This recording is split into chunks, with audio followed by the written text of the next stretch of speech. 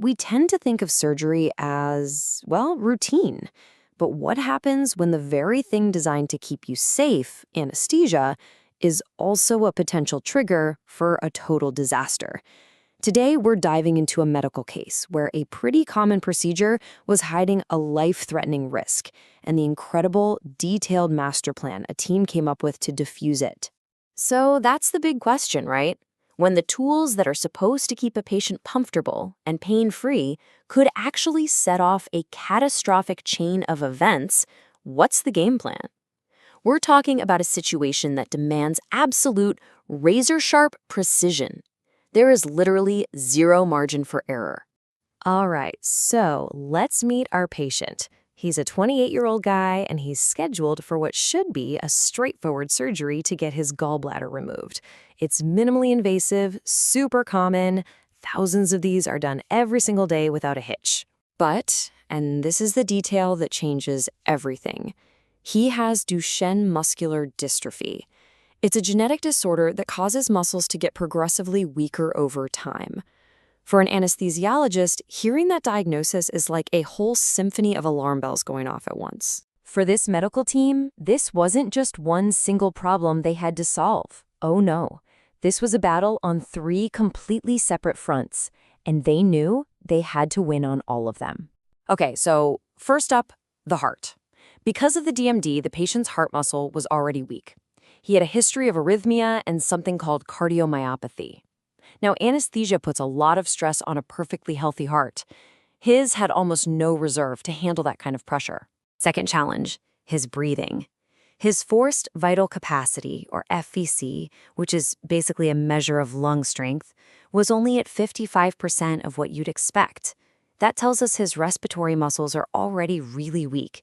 The risk of breathing complications, especially after the surgery is over, was just incredibly high. And then there's the third, and maybe the most direct threat, the anesthetic landmine. You see, some of the most common anesthetic gases and muscle relaxants can trigger a rare but incredibly deadly condition in patients with muscle disorders. It's called malignant hyperthermia, and it's like a metabolic firestorm that just erupts in the body. So let's just pull all that together for a second. You've got a fragile heart on one side, you've got weakened lungs on the other, and connecting them both is this massive risk that the very drugs needed to do the surgery could trigger a fatal reaction. The doctors were walking an unbelievably fine line here. Facing risks this huge, the team knew they couldn't just improvise or play it by ear. They needed a detailed, multi-layered master plan. And it had to be perfect long before anyone even thought about stepping into the operating room. And this plan was just so meticulous. It started with a full cardiology workup, including a 24-hour heart monitor, just to get a solid baseline of what was going on. Then they did proactive respiratory therapy to try and strengthen his breathing as much as possible, and of course, detailed lab work to check for any hidden red flags. The drug selection itself, man, it was like a game of chess. There were certain drugs they absolutely had to avoid. The known triggers for malignant hyperthermia, like specific gases and muscle relaxants. Instead, they carefully chose a specific cocktail of intravenous drugs, a combination known to be much, much safer in this exact scenario. The absolute cornerstone of their entire plan was this technique called TIVA. That stands for total intravenous anesthesia. By using only IV drugs, they could completely sidestep the main trigger for that metabolic firestorm. This one choice, this was the key that unlocked the path to a safe surgery. So, the master plan is locked in. Now the team moves into the operating room. This is where all that preparation meets execution, and there is absolutely no room for even the tiniest mistake. The patient was hooked up to what was basically a high-tech safety net of sensors. I mean, way beyond the basics. They had an invasive line giving them real-time, beat-by-beat blood pressure, a special neuromuscular monitor to perfectly manage muscle relaxation. They were watching every single thing. And the result? After an hour and a half, surgery was a complete success.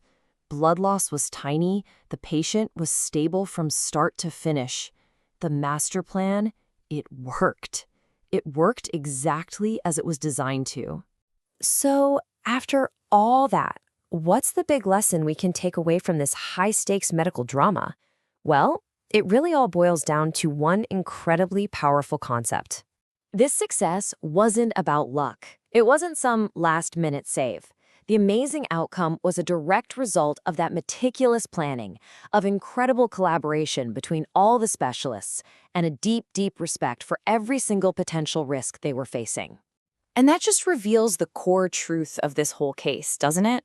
In situations like this, the victory isn't really won in the operating room with a scalpel. It's won in the quiet weeks and days of careful, painstaking preparation before the procedure even starts. It really makes you think. Every day, people go in for procedures that we all just call routine. But behind the scenes, there's often this hidden world of incredible complexity and intense planning, all designed to make sure they wake up safe. It makes you wonder, what other simple surgeries out there are actually masterclasses in disguise?